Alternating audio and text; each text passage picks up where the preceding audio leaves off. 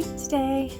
So, today I am going to be talking about The Long Earth, and this was co-written by Sir Terry Pratchett and Stephen Baxter.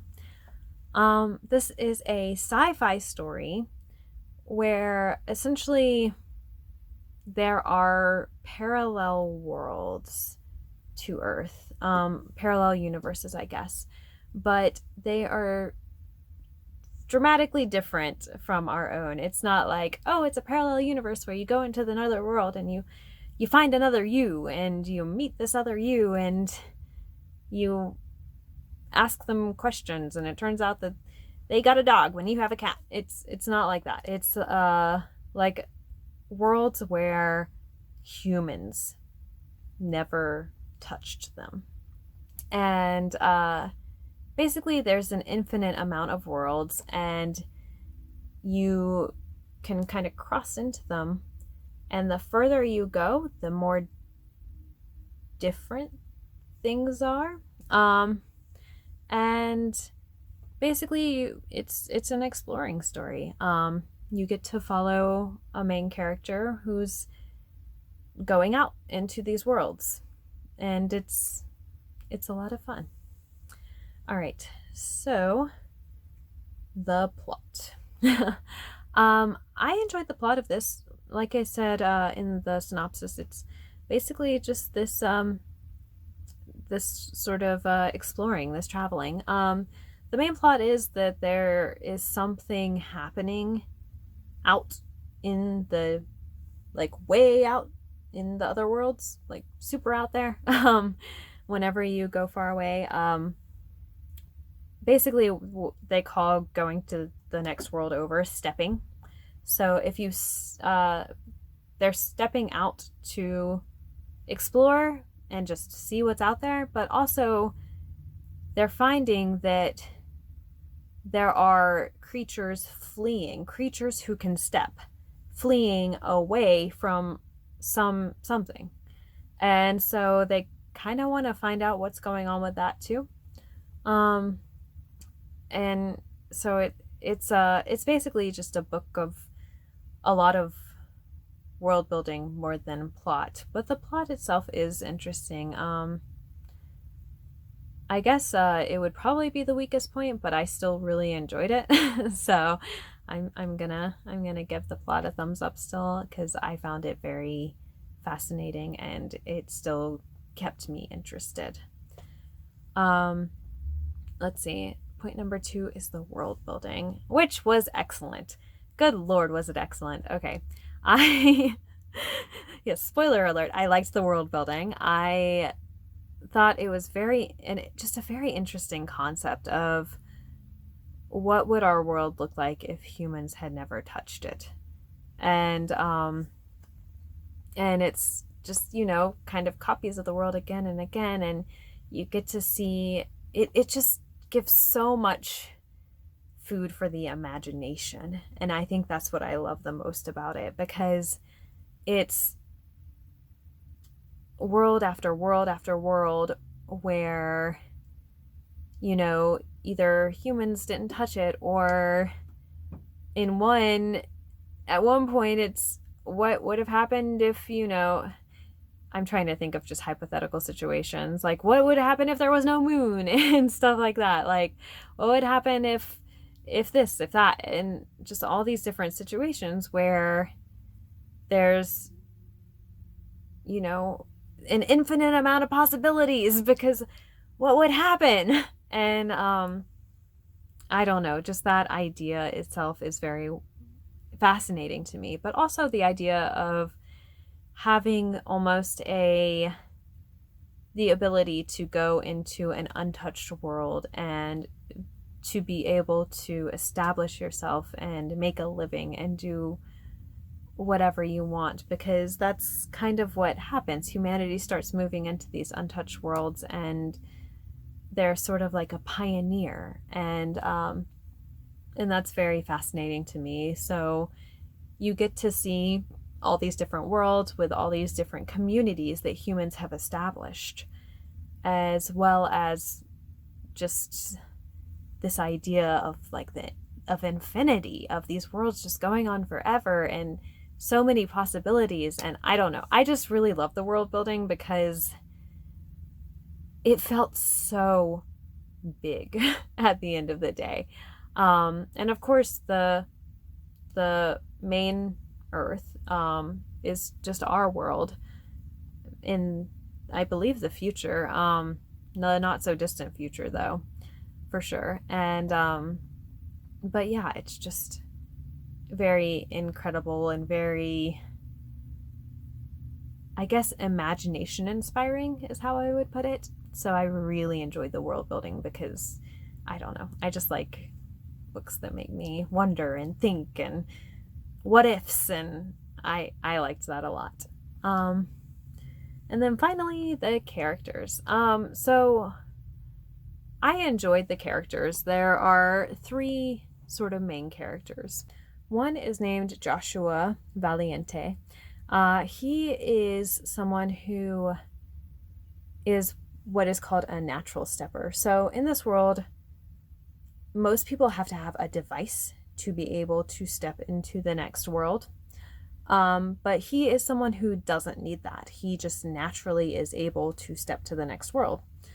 And so he is sort of someone who just prefers to be alone, who enjoys that seclusion from society, and often goes off into these far off worlds where there is nobody else because of that. And he's sort of became notorious because he helps people who have, there was this big event where a bunch of people learned how to step, but they didn't do it right because it was the first time they learned about it. And he helped them to get back. And he sort of became a hero, and a lot of people know about him. And so he is chosen to be sort of the guide of this journey out into the far worlds. And he is a very interesting character because of this history of him sort of being this hero, but also because he doesn't want to be this hero. He sort of was thrown into the situation. Of course he helped people because he's not a bad person. He's a good person, but he also really just doesn't want to be around people. So I think that he is an interesting character because of this sort of dynamic. He's definitely someone that I think a lot of people could relate to because he's just a normal guy who kind of wants to live his life. And yeah, he doesn't want all the fame and everything that surrounds him. The next character is an AI, and I love AIs. But he's an AI, but he is a reincarnation of a human into an AI. So I guess just saying he's an AI is kind of inaccurate. His name is Lob Sang, and he's just very interesting because he is like the supercomputer of all supercomputers. So he knows everything. He is able to do everything. But at the end of the day, he's an AI. So he does have limitations of being an AI. And he is the one who sort of initiates this journey out into the world. I think that he is a very interesting character just because it's really hard to know if he is what he claims to be, the reincarnation of a Buddhist motorcycle repairman. And it's just hard to know if he's actually a person in there or if he's just an AI who was intelligent enough to come up with this story so that it doesn't, that people treat it like a person. And it's just this very fascinating question that Terry Pratchett, I know, is wonderful at constantly bringing up, like what makes a person, and that's addressed through Lob Sing, and I just really enjoy his character. He's kind of the humor, the comic relief. There we go. That's the word I was looking for. He's kind of the comic relief, but not necessarily because he's like sitting there making fart jokes, but because he is clever and witty, but also he doesn't always understand things, which kind of makes you wonder about the whole human thing, because he does things that make Joshua very uncomfortable sometimes, which seems like a normal human thing. But at the end of the day, he's a very interesting and complex character. The third main character's name is Sally, and she is also an explorer who kind of just goes out into the long earth. She is in a situation where she is from a family of natural steppers who have been stepping for a long time, before the general populace created the tool that they used to step. She was stepping anyways. And so she kind of feels possessive about all of these worlds. Like, they belong to her family, and they're like, now all these people are coming in and kind of invading. And so getting her perspective of it is very interesting. She's an interesting character that,